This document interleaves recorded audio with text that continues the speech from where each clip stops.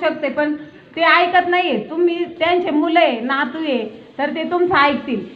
आणि मी पण सांगायचा प्रयत्न करते त्यांना, तुम्ही पण सांगा की ही लस घेतल्यानंतर आहे ना, काही पण म्हणजे काहीच इफेक्ट होत नाही, काही दुष्परिणाम पण जाणवत नाही. 100 एका व्यक्तीलाच फक्त ह्या लसीचा प्रादुर्भाव म्हणजे त्यांना साईड इफेक्ट दिसतात, बाकीचं कुणाला काही होत नाही. एक छोटीशी पुळी आल्यासारखी होती दंडावर, आणि ती चिडून आहे ना थोडीशी पिवळी झाल्यानंतर ती फुटून आपोआप बसून जाते. जसं आपण झाल्यानंतर छोटंसं बाळ आहे, एका दिवसाच्या बाळाला ही लस देतोय, तर त्याला काही होत नाही म्हटल्यावर तुमच्या घरातल्यांना पण काही होणार नाही, हे तुम्ही समजून सांगायचंय. मी सांगितलं तर ते काही ऐकत नाहीत. थोडक्यात म्हणजे घरच्यांनी सांगितलं ना थोडंसं आजी बाबांना लाडागोडी लावून तर ते ऐकतात. तसं माझं काम आहे, मी सगळ्यांना सांगते ते का तुम्ही लसीकरण करून घ्या.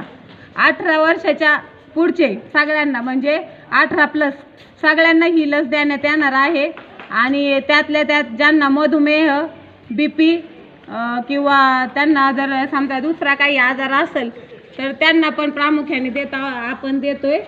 आज आण्याच्या आमटे आवारामध्ये आपण लसीकरण केलंय, तर 101 लोकांना आपण लस दिलेली आहे. त्यामध्ये आण्याचे, नाळवणे, शिंदेवाडी, पेमदारा ज्यांना इच्छुक आहेत त्यांनी घेतली, पण काही आजी बाबा येऊ शकले नाही.